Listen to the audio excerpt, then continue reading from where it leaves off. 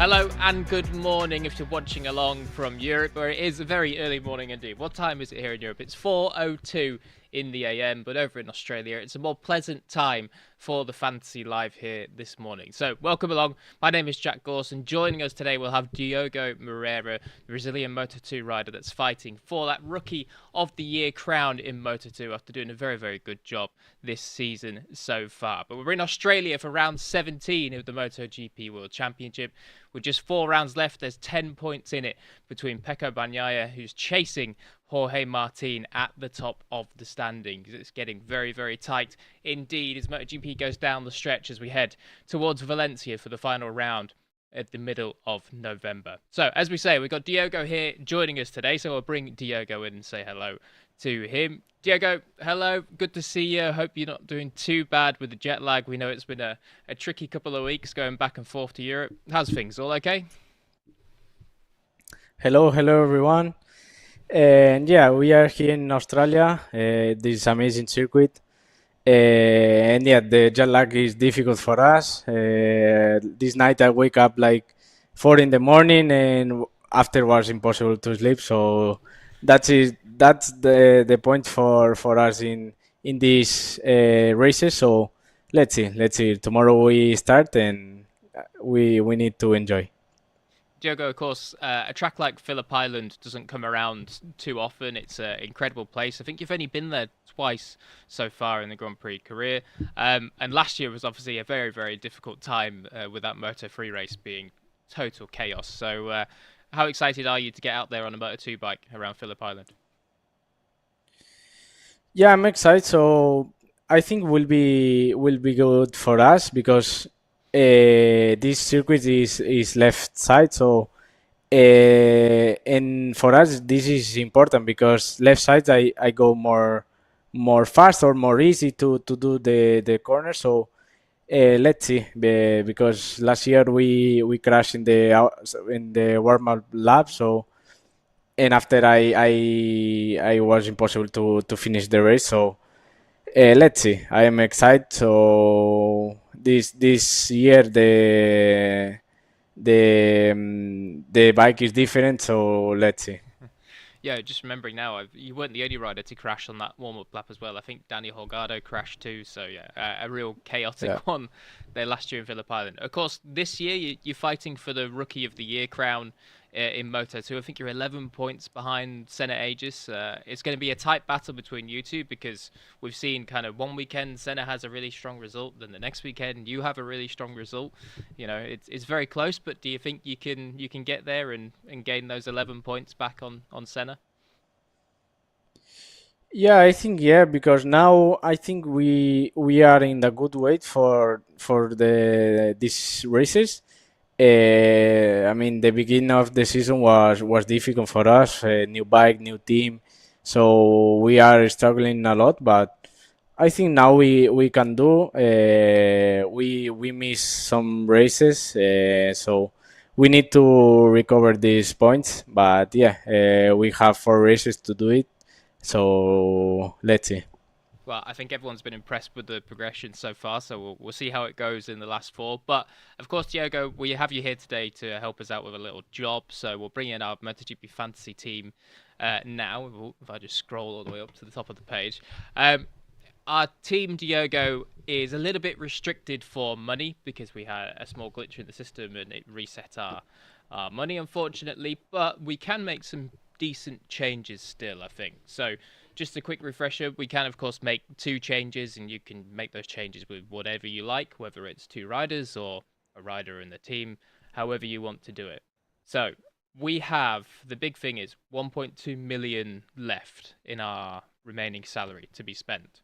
So we have some riders that are a little bit on the cheaper side, but still in a reach to then change to go up a little bit. So someone like Taka Nakagami is 2.1 million, but not too much further up, I believe, is Pedro Acosta, who's only 2.6. So that's one pretty good option, I would say, that we could do, and then we could see what we could do with the rest. So what do you think for the first change?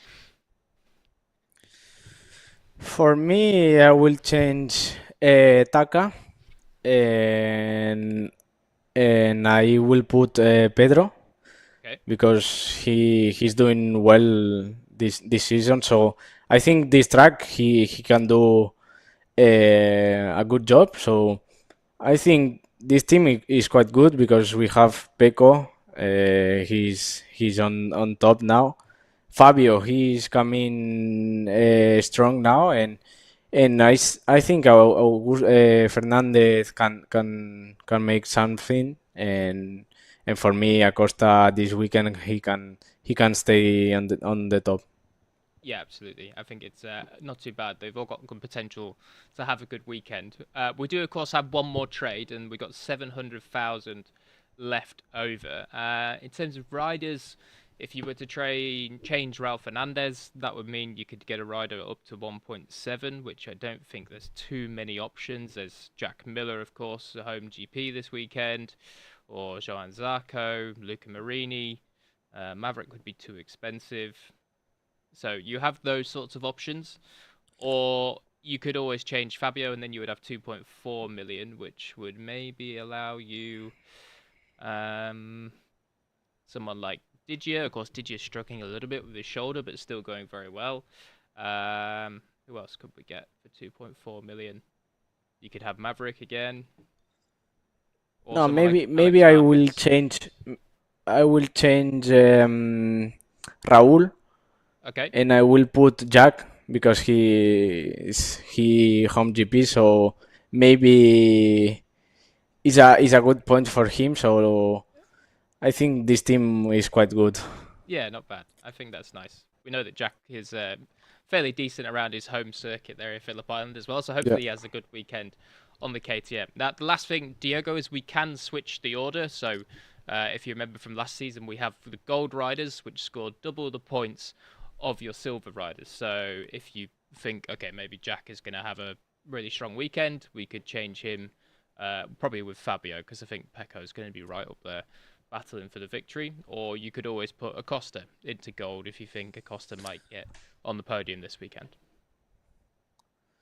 I think I will change Acosta with Fabio Okay, because maybe he can be strong this weekend. So I believe him. cool. All right, not bad. I like that too. I think for the money that we had, that's pretty good. That's not bad at all. We've spent most of it, but yeah, that's not bad. Yeah. Let's see. Let's cross the fingers and let's see. Of course, we'll ask you about the MotoGP class because I'm sure that you're watching it as much as a fan as all the rest of us are. Um, the title race is a strange one this year. Let's say we've seen mistakes from kind of both sides, whether it's Pecco or Jorge. Who do you think at the end of the year is going to be world champion? It's a difficult question. I think both riders is strong now, but maybe Pecco, if we remember last year, he was is very strong at the end of the season. So maybe we will be interesting for Valencia. But yeah, I don't choose nothing because it's like 50-50, you know. Yeah. So let's see. Well, that's interesting because Jorge Martin, we had a special interview with him that just went out this week on our social media channels, and he said the exact same thing. He said it's 50-50. I don't know if I'll win it. I don't know if Pecco will win it. So we'll see exactly what happens with that. Of course, with your year in Moto 2, you've made some incredible progress, and I'm sure that I guess you haven't even thought about next season yet, but next season could be a year where we really start to see you fight for those podiums and possibly even victories. How do you feel about going into 2025? Yeah, I think we can do good things because we are improving this year. So I learn a lot. I make a mistake, so that's important for next year because next year I need to stay on the top. And for me, if I make if we make a good job all together, we can fight for the title. But now we need to finish this year. We need to maybe fight for a podium, for win some races, let's see. But for me, next year will be interesting, and we need to fight. Of course, as well, you have a new teammate next year with Adrian Huertas coming into the team, who quite possibly this weekend is going to be crowned World Supersport champion for this season. Do you know Adrian? Have you raced against him much at all? And how do you think it will be with him as a teammate? Yeah, I know him. We shared the championship in Spanish championship, so we are friends. And for sure this weekend, if he don't crash and nothing happen, he will be champion. So will be good. Will be for I think will be difficult to start the learn a new bike, a new chassis, but for me he can make good things next year.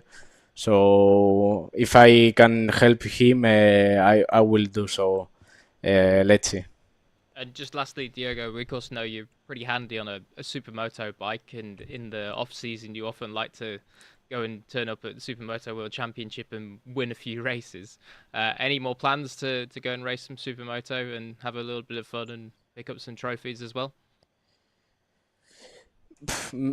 This year, no. This year, impossible because the championship finished already. So maybe if I can do some races next year, I will do for sure because I really like it, and I like to race. If it's supermoto or motocross or something, for me is not an important thing. I want to race, so if I can do it, I will do. But yeah, I need to speak with the team, with the some people to do it. But yeah, I want.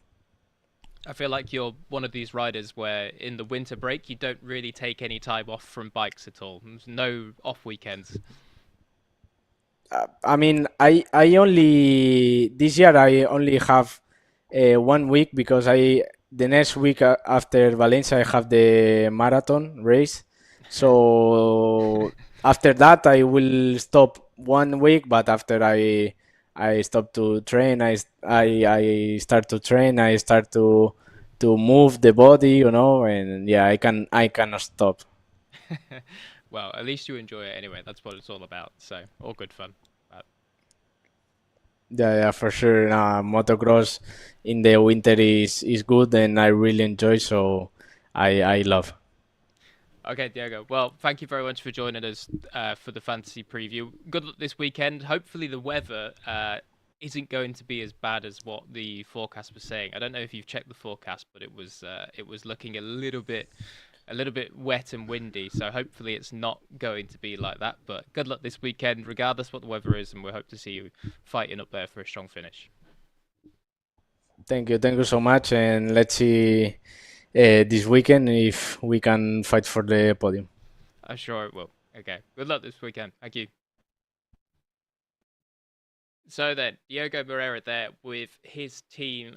Thoughts about the weekend as well, because it's going to be an interesting weekend in Phillip Island, largely as well because there's a brand new surface there at Phillip Island. But this is what he's gone for then for his MotoGP fantasy team. He's done pretty well, it's got to be said, for how much money we had available. He's gone for a little bit of Aussie honour with sticking Jack Miller in there for silver, and hopefully we can see Jack have a really strong ride because Jack's pulled off some pretty good stuff at Phillip Island in recent years. You think back to his podium in 2019 on the Ducati, and I think he was even leading there in his second year on the Honda when he first joined MotoGP. So Jack definitely knows his way around his home circuit. Pecco Bagnaia obviously stays in gold. Pretty good banker on that one. 5.1 million now is a lot of money, isn't he? Pecco. Not the most expensive. Jorge Martin is 5.2. And the two riders that are locked in a battle for third place in the championship, just 2 points between Marc Marquez in fourth. Is he in fourth, or is Naya Bastianini in fourth? I can't remember now. But yeah, very expensive, those two as well. So if you're struggling for money and can't quite get one of the top four in the championship in there, there's definitely some riders that are still going to get you very good points with a bit more bang for your buck. With Morbidelli only 2.9 million and scoring 28, only one less than Bastianini last time round. Taka Nakayama, who had a pretty good home GP last time in Japan as well. Some really nice scenes there after the race, picking up a valuable points finish. And of course, Didier, which it's just been announced on our social media. If you haven't seen, the team have released a statement saying that Didier will have surgery on that injured shoulder that he did all the way back in Austria now, over a month ago, I believe it is, when he crashed on the Friday at the Austrian Grand Prix through that fast turn 8 right-hander and dislocated the shoulder. And we all thought, well, dislocated shoulder, it shouldn't be so bad. But it seems that injury is a little bit more complicated than what it appeared, and he will have surgery before Malaysia. So, yeah, not going to be a nice end to Didier's year, so we wish him well once he does undergo surgery for that shoulder. But another rider that still, even though he's injured and, struggling on the bike, getting good points finishes at only 2.1 million as well. So, not a bad option if you are struggling for money despite his injury discomfort at the minute. The other rider that stays in is, of course, Fabio Quartararo, and then bringing in Pedro Acosta as well, with Pedro having a really strong weekend last time in Japan. Just a shame for those crashes. I think that's probably the first kind of rookie error, you can say, that Acosta has made. Ones that perhaps he shouldn't have made, but still doing a fantastic job. Was on pole position last time for the first time ever. I think the third youngest pole sitter in MotoGP. And then our constructor stays with Aprilia at 1.9 million, and our team HRC, Repsol Honda team at 1 million. So, going to be an interesting one this weekend. As we say, Phillip Island always seems to throw something at us that we're not quite expecting, whether it's the weather or some kind of result. I mean, you think back to last year's race where Jorge Martin had those tyre issues with the only rider to go with the soft tyre, and just in the final laps it let him down. And of course it led to Johann Zarco's first ever, and up until now, only MotoGP victory. And the first time we'd seen the Frenchman's backflip in 7 long years since his last Moto2 race when he won back-to-back titles in 15 and 16. So we'll see what happens this weekend in Australia. It's going to be a good one. As we say, the title chase is coming down to it. 10 points in it between Pecco and Martin. It's going to be very, very interesting to see what happens this weekend and which way the pendulum swings once again. But it's not just about them. The fight for third in the world as well is hotting up. Just 2 points between Marc Marquez and Naya Bastianini. And further behind them, Brad Binder and Pedro Acosta. There's actually only 2 points between them as well, with Acosta now right on the rear tyre of his more senior KTM teammate. So we'll see what happens with those two as the championships winds down. So then, thank you very much for joining us. Enjoy this weekend wherever you're watching from in the world. If you're setting your alarms nice and early in Europe, we're here with you at the Barcelona HQ for MotoGP. But if you're out there, whether you're in Australia or somewhere else around that part of the world, make sure you enjoy it. And if you're at Phillip Island as well, you are going to enjoy it, because what a place to go motorcycle racing. Thank you for watching. We'll see you in the next one. Ciao for now.